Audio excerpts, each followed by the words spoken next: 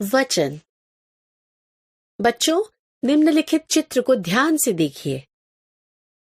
यहाँ पर एक नीले रंग की गेंद है, 3 लाल रंग की गेंदें हैं, एक लड़की पढ़ रही है, 2 लड़कियां खेल रही हैं। मेज पर एक केला रखा है, डलिया में 4 केले हैं, एक गोल घड़ी है, 5 चौकोर घड़ियां हैं। बच्चों, यहाँ गेंद, लड़की, केला, घड़ी से उनके एक होने की जानकारी मिल रही है। इसी प्रकार से गेंदें, लड़कियां, केले, घड़ियां से उनके अनेक होने की जानकारी मिल रही है। शब्द के जिस रूप से उसके एक या अनेक संख्या होने का बोध होता है उसे वचन कहते हैं। अर्थात वचन से हमें संज्ञा शब्दों की संख्या का पता चलता है, जैसे लड़की, लड़कियां, चूड़ी, चूड़ियां आदि। वचन के 2 भेद होते हैं, एक एकवचन, 2 बहुवचन। एक वचन जिस शब्द से एक संख्या होने का बोध होता है उसे एक वचन कहते हैं, जैसे किताब, कुर्सी, शिक्षिका, हीरा आदि।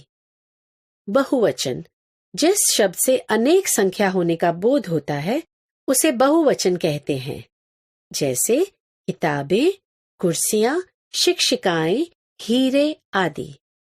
बच्चों, आपको पता है अकारांत, इकारांत, ईकारांत, उकारांत, ऊकारांत पुल्लिंग शब्द एक वचन और बहुवचन में एक जैसे ही रहते हैं, जैसे एक वचन, बहुवचन, नर, नर, यात्री, यात्री, पिता, पिता, मुनि, मुनि, तरु, तरु, बाबू, बाबू।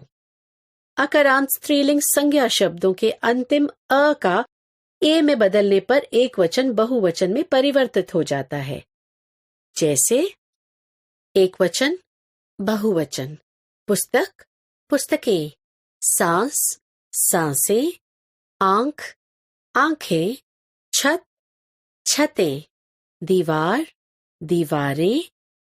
वचन का अगला नियम है आकारांत, उकारांत, ऊकारांत, औकारांत स्त्रीलिंग संज्ञा शब्दों के अंतिम अ का ए में बदलने पर और ऊकारांत शब्दों के ऊ को उ में बदलने पर एक वचन बहुवचन में परिवर्तित हो जाता है।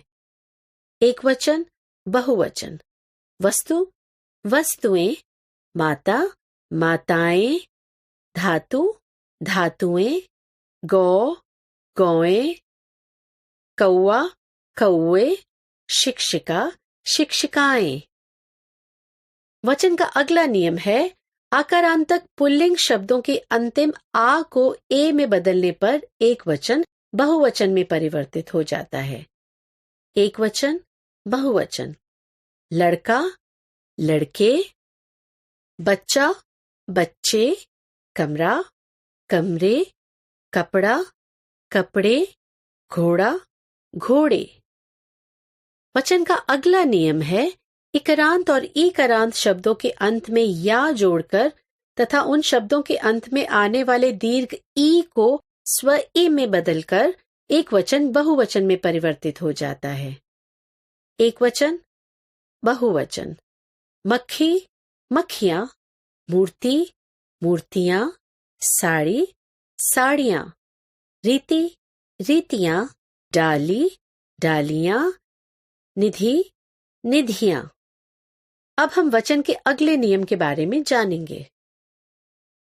स्त्रीलिंग शब्दों के अंतिम या को या बदलकर एक वचन बहुवचन में परिवर्तित हो जाता है। जैसे एक वचन, बहुवचन, गुड़िया, गुड़िया, डिबिया, डिबिया, चूहिया, चूहिया, डलिया, डलिया, लुटिया, लुटिया, पुड़िया, पुड़िया, खटिया, खटियां, बंदरिया, बंदरियां। अब वचन का अगला नियम है एक वचन शब्दों के अंत में वृंद, गण, जन, लोग, वर्ग आदि समूहवाचक संज्ञा पदों को जोड़कर एक वचन बहुवचन में परिवर्तित हो जाता है, जैसे एक वचन, बहुवचन। कवि, कविगण। तुम लोग। प्रजा, प्रजाजन। अध्यापक, अध्यापक वृंद। आप लोग। गुरु, गुरुजन। मुनि, मुनिगण। आइए ये भी जाने, कुछ शब्दों का प्रयोग सदैव बहुवचन में किया जाता है, जैसे आंसू, प्राण, बाल, हस्ताक्षर आदि। भाववाचक संज्ञाओं का प्रयोग सदैव एक वचन में होता है, जैसे सुंदरता, मिठास, शोक, खुशी आदि। कुछ शब्दों का प्रयोग सदैव एक वचन में किया जाता है, जैसे पानी, वर्षा, आकाश, सत्य, प्रजा आदि। बच्चों, इस प्रकार आज हमने वचन और उसके भेदों के बारे में जाना।